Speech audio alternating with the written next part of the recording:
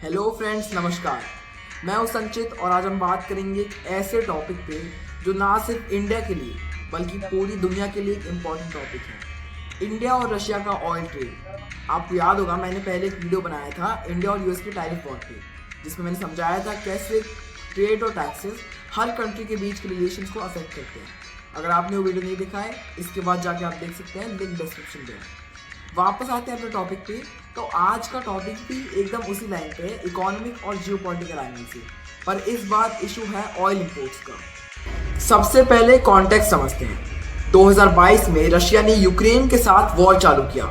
War के तुरंत बाद वेस्ट की साइड यानी यूएस और यूरोपियन यूनियन ने रशिया के ऊपर इकोनॉमिक सैंक्शंस लगा दिए, गैस और तेल खरीदना कम कर दिया और साथ ही साथ बैंक के ट्रांजैक्शंस भी रोक दिए। ये उन्होंने किया रशिया की इकोनॉमी को वीक करने के लिए। अब होता ये है कि रशिया तेल बेचता है पूरी दुनिया भर को, पर जब यूरोप और अमेरिका पीछे हट गए तो उसके पास तेल काफ़ी ज़्यादा बच गया।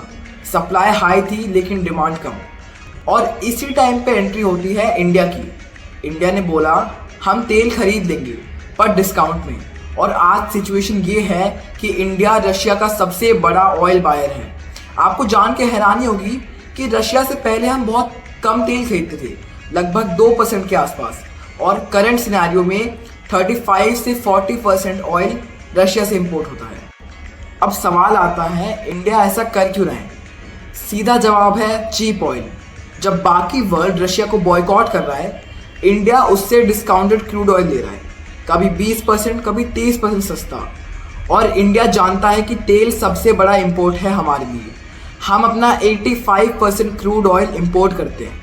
चीप ऑयल लेने का फ़ायदा ये होता है कि हमारी रिफाइनरीज जैसे IOC, BPCL, HPCL, ये लोग कम कॉस्ट पे क्रूड ऑयल लेके पेट्रोल और डीजल बनाती है। मतलब ग्लोबल मार्केट में अगर ऑयल $120 पर बैरल है तो इंडिया रशिया से $70 से $80 पर बैरल में खरीद लेता है। पब्लिक के लिए इसका मतलब क्या है? पेट्रोल और डीजल के दाम उतनी जल्दी नहीं बढ़ते हैं, मतलब जितना ग्लोबल मार्केट में होता है। मतलब इन्फ्लेशन कंट्रोल में आता है, ट्रांसपोर्ट कॉस्ट कम होता है, और इनडायरेक्टली फूड और डेली गुड्स के दाम भी स्टेबल रहते हैं।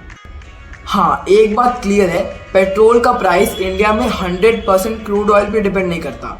हमारे यहाँ टैक्सेस भी बहुत होते हैं, सेंट्रल एक्साइज, स्टेट VAT, जो प्राइस को हाई बनाते हैं।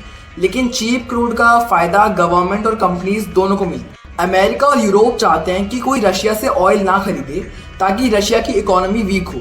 यूएस ने ओपनली बोला है India should not help Russia by buying oil, लेकिन इंडिया का स्टांस क्लियर है, हमारी पहली प्रायोरिटी है हमारा नेशनल इंटरेस्ट। अगर हमें सस्ता ऑयल मिल रहा है तो हम क्यों मना करें? इंडिया का ये स्टेप एक तरह का बैलेंसिंग एक्ट है। एक तरफ रशिया से हम चीप ऑयल ले रहे हैं, दूसरी तरफ यूरोप और यूएस के साथ भी रिलेशंस मैनेज कर रहे हैं, क्योंकि हमें टेक्नोलॉजी, इन्वेस्टमेंट और जियो पॉलिटिक्स में उनका सपोर्ट चाहिए। और यहीं पे मुझे अपने इंडिया यूएस टैरिफ वॉर वाले वीडियो की याद आती है। वहाँ भी सिचुएशन सिमिलर थी। ट्रेड और ड्यूटीज़ पे दोनों देश के बीच में टेंशन्स हुए थे। मतलब चाहे ऑयल हो या टैरिफ्स, इकोनॉमी एक तरह का वेपन बन जाता है इंटरनेशनल रिलेशंस में। लेकिन दोस्तों, सब कुछ इतना सिंपल भी नहीं है, कुछ चैलेंजेस भी हैं, जैसे पेमेंट इशूज़। रशिया पे सैंक्शंस होने की वजह से डॉलर ट्रांजैक्शंस मुश्किल हो जाती हैं। इंडिया को कभी कभी रुपी रूबल ट्रेड करना पड़ता है। दूसरे कुछ चैलेंजेस हैं, जैसे प्रेशर आता है यूएस या फिर यूरोपियन यूनियन से। अमेरिका कहता है कि इंडिया रशिया पे ज़्यादा डिपेंडेंट ना हो। और एक और इसमें है लॉन्ग टर्म रिस्क का। अगर कल को सैंक्शंस और स्ट्रिक्ट हो गए तो इंडिया को प्रॉब्लम हो सकती है। फ्यूचर में इंडिया डाइवर्सिफाई भी करेगा, जैसे मिडिल ईस्ट से ऑयल लेना, रिन्यूएबल एनर्जी पे फोकस करना। लेकिन अभी के लिए रशियन ऑयल एक बड़ा लाइफलाइन है। तो दोस्तों, इंडिया रशिया का ऑयल डील एक परफेक्ट एग्जांपल है कि कैसे एक देश अपने इंटरेस्ट को प्रायोरिटी देता है। चीप ऑयल लेना हमारे लिए इकोनॉमिक नेसेसिटी है, लेकिन साथ ही ग्लोबल पॉलिटिक्स का प्रेशर भी मैनेज करना है। अगर आपको ये वीडियो इन्फॉर्मेटिव लगी so make sure you check out my previous video on India and US tariff war. और हाँ, वीडियो को लाइक करो, कमेंट करके अपना ओपिनियन बताओ, और ऑफ कोर्स चैनल को सब्सक्राइब करना मत भूलना।